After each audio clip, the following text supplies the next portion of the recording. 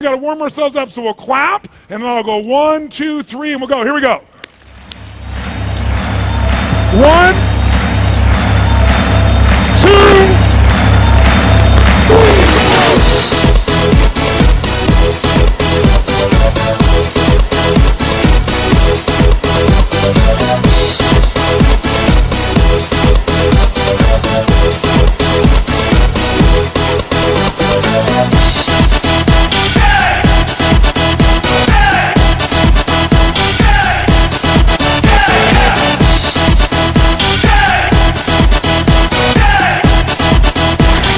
If that feels good, say yes.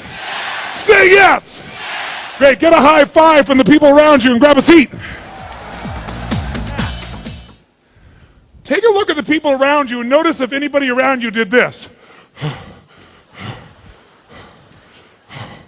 Oh, man.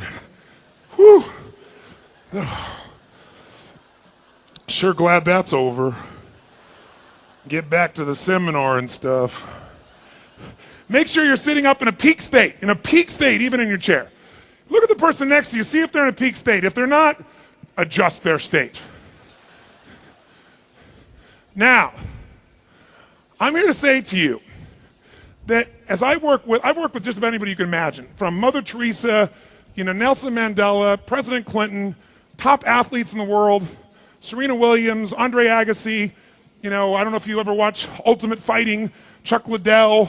I just coached him a few weeks ago. I get the call when the fire starts. I get the call when the athlete is burning down and they can't get back on the field or on the court. I get the call when the child is going to try and commit suicide. And in 30 years, this is my 30th year of doing this, I've not lost one suicide out of thousands in 30 years. That doesn't mean I won't someday, but I haven't lost even one using these pieces. Thank you very much. Thank you. I get the phone call, true story, when the President of the United States calls me, President Clinton, and says, they're going to impeach me in the morning. What should I do? And I say, could you have called me sooner? See, I get the call when I got to do something right now to help someone produce that result. And for 3 decades, for 30 years, I keep getting the call because I get results. And the reason I get results is what I'm going to teach you right now. That the difference in how people perform is not based on their ability. What people can do is amazing. What they will do is usually disappointing. And the reason it's disappointing is not because they're not smart. It's because they haven't learned the number one key to success in life. They have not learned how to master their own state. How to master your state is the single most important distinction in your life, bar none. No matter what you do for a living, no matter who you care about, whether you're a parent, whether you're someone's lover, whether you're a son, a daughter, a mom, whatever you want to do, the most important skill in life is state management. If you can manage and master your states, there's nothing you can't do. Because the information about how to do things is all around us. Isn't it true? If you want to make money, there's millions of books, there's millions of seminars, you can go online, you can do a million things. You want to change your body, there's places, classes, courses everywhere. We're not hurting for information. In fact, how many of you in your life know someone, how many of you know someone that has something they need to change? They know they need to change it. They want to change it. And they even know how to change it. But they still don't change it. How many know somebody like this? Raise your hand, say I. How many of you know this person intimately? Yes. So the problem is not information. In fact, let me tell you what I've learned in 30 years of working with 3 million people from 80 different countries. At this point in my life, when you've been around 3 million people face to face, I've had 50 million people get my books and tapes. But I've been face to face with 3 million people. And I'm talking people from every walk of life, from 80 different countries, every culture in the world. Here's what I've learned. 80% of success is psychology and 20% is mechanics. 80% of success in anything is your psychology, your mindset, the emotions you bring to the table. 20% is the mechanics. The mechanics of anything can be figured out by anyone. And most people even know enough to get the job done, but they're not doing it because their psychology is messed up, their state, the place that they live. So I want to show you how to change your state, and we've already been demonstrating the number one way. The number one way of changing your state is by changing the way you use your body. But let me clarify what I mean by state first. How many of you in this room have ever done something where after you did it, you thought to yourself, I can't believe I said that. I can't believe I did that. That was so stupid. How many of you have ever done this before? Raise your hand, say aye. How many of you have ever done something where after you did it, you're like, that was me. You don't know how you did it, but you impressed the heck out of yourself by doing it. How many have ever done this before? Say aye. Now you're the same person. You have the same ability or skill. How come in one situation you're brilliant and the other one now you're an idiot? You're the same person. Because whether you succeed or not is not based on intelligence, it's based on state first. State. And here's what's nice.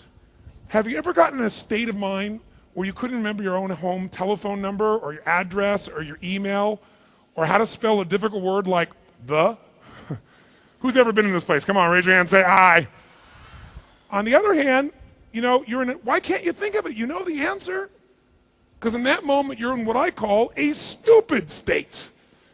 But as you change, when you change your body or change your focus, you go, yeah, I remember. Because you get in a new state and the answer is there. So state is the basis of performance. You want to change your results, you want to change anything, you change your state. What are the ways we can do it? Up on the screen, you'll see there are 2 ways to change your state. If I want to change the results I'm getting, I got to change my actions. But whether I take action or not is based on the state I'm in. So what are my ways of changing state? My number one way we call a radical change in your physiology. And physiology is just a fancy word for the physical body. If you want to change your state, you got to make a radical change in the way you're using your physical body, your physiology. Now, what does that mean? Well, there are many ways to change your physiology. The way you move, the way you breathe, the muscle tension in your face or the relaxation. There's a zillion ways to change physiology. Some people, when they don't like the way they feel, how do most people in Asia, when they don't like the way they feel, how do they try to change the way they feel? What do? You tell me. If you don't like the way you feel, what do most people in Asia do to change the way they feel if they want to change it instantly? Shop. Okay, shopping. If you live in Singapore, that seems to be quite inviting. Now, shopping makes you do 2 things. You start moving around and doing something else, which changes your body, but it also changes the second thing, so I'll reveal it to you. The other thing that changes your state is changing what you focus on. Because what you focus on, you feel.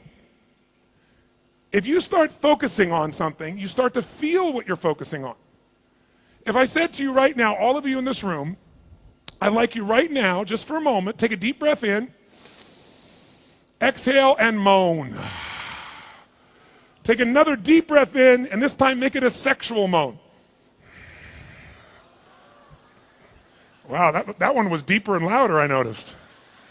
Now, here's what I want you to do. Close your eyes for a moment, and I want you to focus on and remember one of the most romantic or sexy moments of your life. You don't have to tell anybody, just focus on it. They can't see, it's in your head. Think of one of the most romantic or sexy or sensual moments of your life. And if you can't think of anything, that tells us a clue.